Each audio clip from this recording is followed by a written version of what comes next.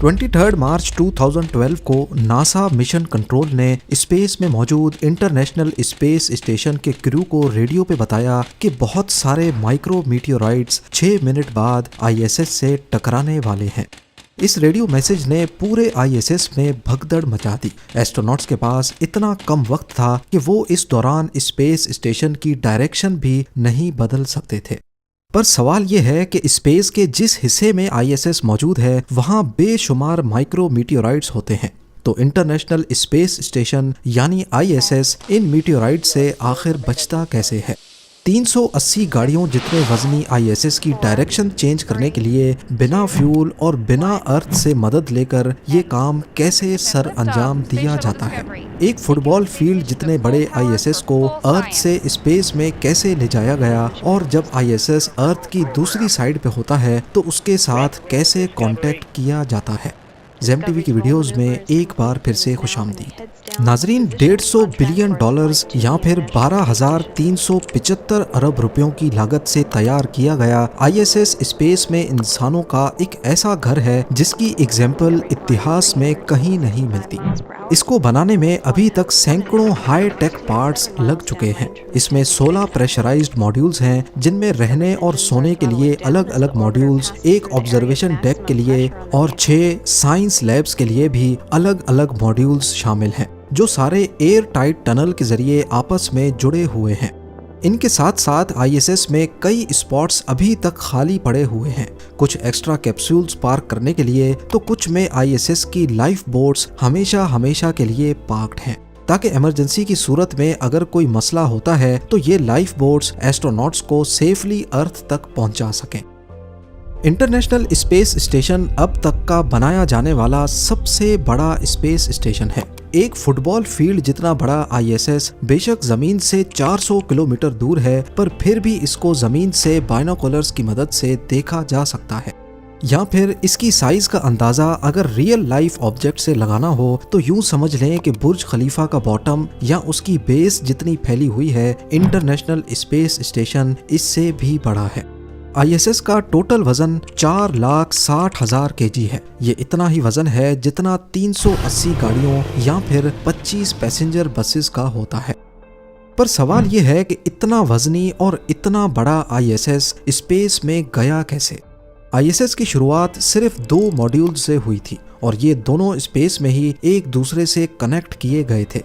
एक module America ने बनाया था तो दूसरा रशिया ने। 1992 में सोवियत यूनियन के टूटने के बाद अमेरिका और रशिया ने आपस में कोलैबोरेट किया और दोनों सुपर पावर्स ने मिलकर स्पेस में इंटरनेशनल स्पेस स्टेशन बनाने का इरादा किया। पहले रशिया ने जारिया नाम का मॉड्यूल स्पेस में भेजा और उसके बाद अमेरिका ने अपना यूनिटी उसके पीछे रवाना किया। 27,000 किलोमीटर पर आवर की स्पीड से उड़ते हुए यूनिटी ने जारिया का पीछा किया। 20 नवंबर 1998 को सुबह 6:40 पे ये दोनों मॉड्यूल्स जमीन से 400 किलोमीटर ऊपर एक दूसरे से कनेक्ट हुए और यूं जन्म हुआ इंटरनेशनल स्पेस स्टेशन का। तब से लेकर पिछले 26 सालों में पूरी दुनिया के इंजीनियर्स ने मिलजुल कर अपने अपने मॉड्यूल्स बनाए और उनको रॉकेट्स के जरिए स्पेस में भेजकर आईएसएस से कनेक्ट किया। आज इंटरनेशनल स्पेस स्टेशन से यूएस और रशिया के अलावा यूरोपियन और जापानीज मॉड्यूल्स भी जुड़े हुए हैं। ईयर 2000 से लेकर आज तक आईएसएस में 24 सालों से कोई एक भी दिन ऐसा नहीं गुजरा जिसमें ये खाली हुआ हो। हर वक्त इसमें किसी न किसी कंट्री के एस्ट्रोनॉट्स मौजूद होते हैं। आईएसएस के अंदर एस्ट्रोनॉट्स की ज़रूरियात पूरी करने के लिए वो तमाम फैसिलिटीज़ मौजूद हैं जो किसी भी सुपर स्ट्रक्चर में होनी चाहिए, जिनमें ऑक्सीजन सबसे इम्पॉर्टेंट है। एक इंसान खाने के बगैर 3 हफ्तों तक, पानी के बगैर 3 दिनों तक और ऑक्सीजन के बगैर सिर्फ 3 मिनट तक जिंदा रह सकता है। जमीन से 400 किलोमीटर ऊपर जहां ना एटमॉस्फेयर है ना ही सांस लेने के लिए ऑक्सीजन, वहां आईएसएस के लिए सबसे बड़ा चैलेंज एस्ट्रोनॉट्स को फ्रेश ऑक्सीजन प्रोवाइड करके देना है। एक एवरेज इंसान को दिन में 15,000 लीटर या फिर 22 केजी ऑक्सीजन चाहिए। आईएसएस में रहने वाले 9 एस्ट्रोनॉट्स के लिए दिन में करीब 200 केजी ऑक्सीजन की फराहमी वाकई एक बहुत बड़ा चैलेंज है। यहाँ एस्ट्रोनॉट्स के लिए कई दिनों की ऑक्सीजन सप्लाई टैंक्स में मौजूद होती है, ताकि अगर सिस्टम फेल हो जाए तो ऑक्सीजन की सप्लाई अर्थ से रॉकेट्स आने तक इतनी हो कि एस्ट्रोनॉट्स जिंदा रह सकें। आज टेक्नोलॉजी इतनी एडवांस्ड हो चुकी है कि सिर्फ 6 घंटों में अर्थ से आईएसएस तक ऑक्सीजन सप्लाई पहुंचाई जा सकती है, पर सिर्फ उस कंडीशन में अगर रॉकेट लॉन्च कामयाब हो। ये तरीका है तो अच्छा, लेकिन बहुत कॉस्टली है, क्योंकि एक कार्गो रॉकेट का अर्थ से आईएसएस तक जाने में $200 मिलियन का खर्चा आता है, 1650 करोड़ रुपए। खाना और दूसरी सप्लाईज तो कई महीनों में एक मर्तबा भेजी जाती हैं, लेकिन दिन की 200 केजी की ऑक्सीजन डिमांड्स को पूरा करने के लिए बार बार रॉकेट्स का इस्तेमाल काफ़ी मुश्किल है। इसीलिए आईएसएस बगैर अर्थ पर डिपेंडेंसी के अपना ऑक्सीजन खुद ही बनाता है। इसमें एक छोटी मशीन है जो कुछ और नहीं बल्कि पानी को इस्तेमाल करके ऑक्सीजन बनाती है। जब पानी से इलेक्ट्रिसिटी को गुजारा जाता है तो वो 2 हिस्सों में टूट जाता है, हाइड्रोजन और ऑक्सीजन। पॉजिटिव इलेक्ट्रोड पर हाइड्रोजन गैस के बबल्स तो नेगेटिव इलेक्ट्रोड पर ऑक्सीजन गैस के बबल्स जमा हो जाते हैं। अब अगर यही एक्सपेरिमेंट अर्थ पर किया जाए तो ये बबल्स अपने आप पानी से अलग हो जाते हैं, क्योंकि जाहिर है गैस का वजन पानी से कम होता है। पर स्पेस में ग्रेविटी नहीं है, जितना वेट पानी का है उतना ही गैस का, यानी कि ऑलमोस्ट जीरो। तो अब ऑक्सीजन गैस को पानी से अलग करने के लिए इस मशीन को गोल घुमाया जाता है, जिससे सेंट्रीफ्यूगल फोर्स पैदा होती है, जो कि एक आर्टिफिशियल ग्रेविटी के तौर पे काम करती है। गोल घुमाने की वजह से पानी साइडों पर चला जाता है और बीच में ऑक्सीजन गैस बच जाती है, जिसको मशीन खुद ही कलेक्ट करके कंटेनर में डाल देती है।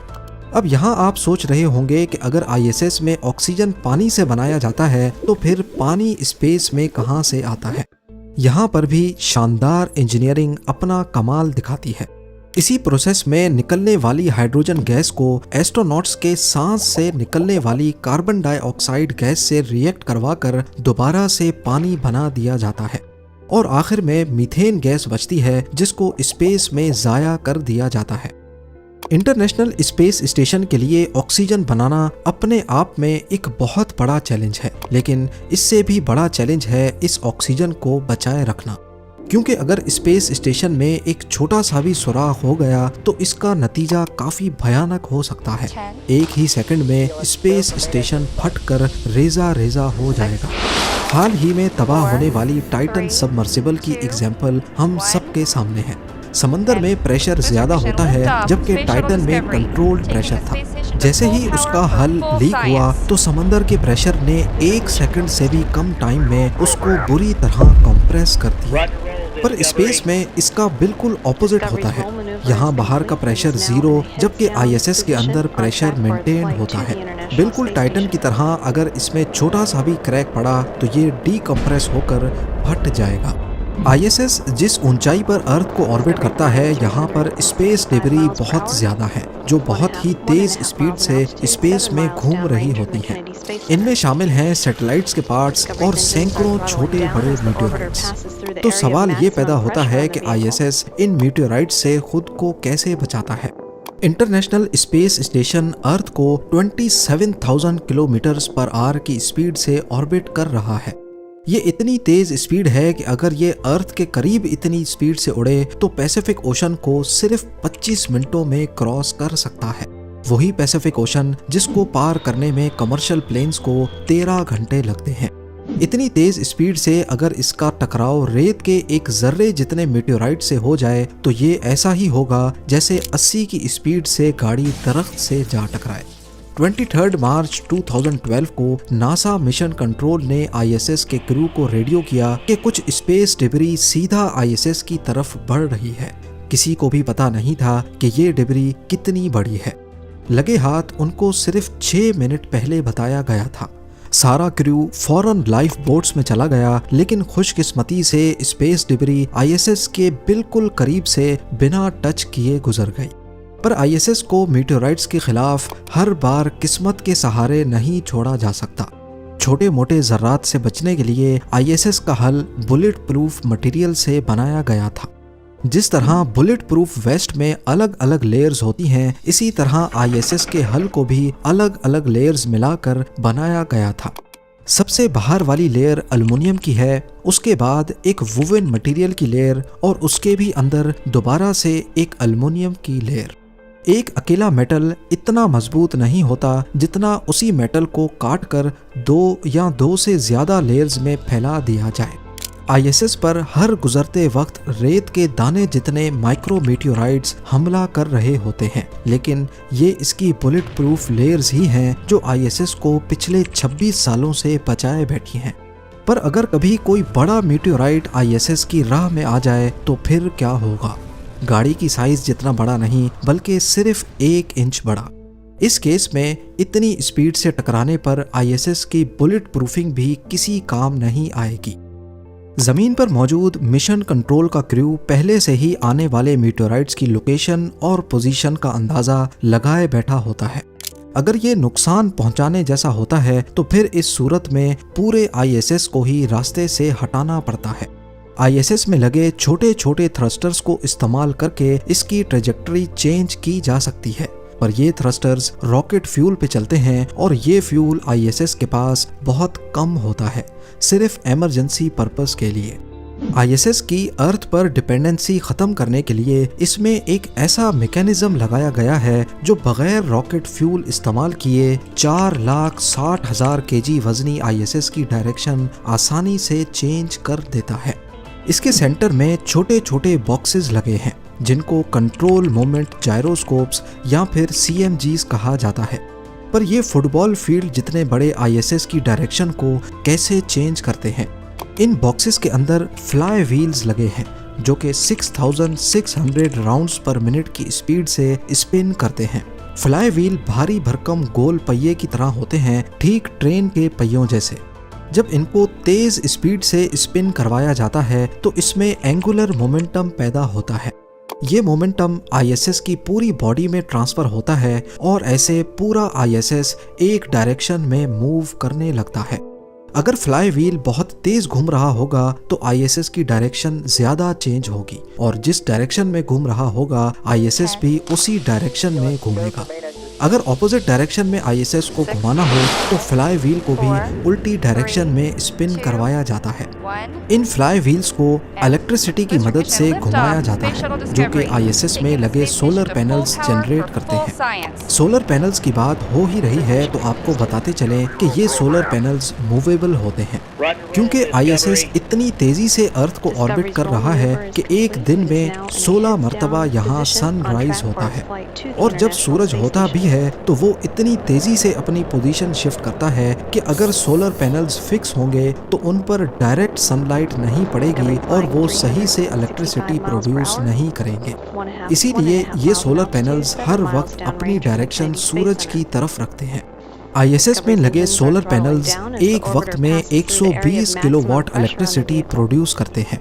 ये इतनी ही इलेक्ट्रिसिटी है जिससे अर्थ पर हम 110 एयर कंडीशनर्स आसानी से चला सकते हैं। इंटरनेशनल स्पेस स्टेशन पे एस्ट्रोनॉट्स के साथ राब्ता रखना भी मिशन कंट्रोल के लिए एक बहुत बड़ा चैलेंज हुआ करता था। कम्युनिकेशन रेडियो सिग्नल्स के जरिए होती है। ये सिग्नल्स अर्थ को क्रॉस नहीं कर सकते और अक्सर आईएसएस अर्थ के उस पार होता है। इस मसले को हल करने के लिए पहले हवाई जहाज उड़ाए जाते थे जो आईएसएस के रेडियो सिग्नल्स पकड़कर ह्यूस्टन में मिशन कंट्रोल तक पहुंचाते थे। ये तरीका कॉस्टली भी था और काफी अनरिलायबल भी। अक्सर औकात आईएसएस से राब्ता 1 घंटे तक डिस्कनेक्ट हो जाता था, तब तक जब तक वो वापस से अर्थ का ऑर्बिट करके मिशन कंट्रोल की रेंज में ना आ जाए। लेकिन अब ऐसा नहीं होता। टेक्नोलॉजी में आई तरक्की के साथ हाई अर्थ ऑर्बिटिंग सैटेलाइट्स की मदद से कम्युनिकेशन का मसला अब हमेशा हमेशा के लिए खत्म हो गया है। आईएसएस को जब भी मिशन कंट्रोल से राब्ता करना हो तो पहले सिग्नल्स सैटेलाइट कैच करती है, फिर वही सिग्नल सैटेलाइट्स के नेटवर्क में भेज दिया जाता है और फिर जो भी सैटेलाइट रेंज में होती है वो सिग्नल को ह्यूस्टन मिशन कंट्रोल तक रिले कर देती है। इस तरह अब सिर्फ चंद सेकंड्स के डिले के साथ आईएसएस में मौजूद एस्ट्रोनॉट्स आसानी से अपनी फैमिली के साथ कनेक्ट हो पाते हैं। दुनिया भर के साइंटिस्ट पिछले 26 सालों से आईएसएस को सेल्फ सफिशिएंट बनाने की कोशिशों में लगे हुए हैं। एक ऐसा स्पेस स्टेशन जिसको अर्थ की जरूरत कम से कम पड़े। इसी मकसद से कई इन्वेंशंस तो की जा चुकी हैं, पर अभी भी बहुत सारी ऐसी रिक्वायरमेंट्स हैं जिनको पूरा करने के लिए अर्थ की मदद लेना जरूरी है। जैसा कि खाने का सामान, पानी को फिल्टर करने के लिए केमिकल्स, स्पेयर पार्ट्स और क्रू की शिफ्टिंग, क्योंकि एक एस्ट्रोनॉट स्पेस में 8 महीनों से ज्यादा नहीं रह सकता। इंटरनेशनल स्पेस स्टेशन पे मुख्तलिफ किस्म के एक्सपेरिमेंट्स करने के लिए कई लैब्स मौजूद हैं, जिनमें ज्यादातर एक्सपेरिमेंट्स ह्यूमन बॉडी पे किए जाते हैं। मकसद सिर्फ एक है कि जब ह्यूमंस मार्स पर या डीप स्पेस में जाएंगे तो उनको किन किन मुश्किलात का सामना करना पड़ सकता है। ISS तो अर्थ से सिर्फ 6 घंटे की दूरी पर है, लेकिन जब ह्यूमंस मार्स पर जाएंगे तो वहाँ ना अर्थ की सपोर्ट होगी, ना ही वापसी का रास्ता इतना आसान होगा। उम्मीद है जेम टीवी की ये वीडियो भी आप लोग भरपूर लाइक और शेयर करेंगे। आप लोगों के प्यार भरे कमेंट्स का बेहद शुक्रिया। मिलते हैं अगली शानदार वीडियो में।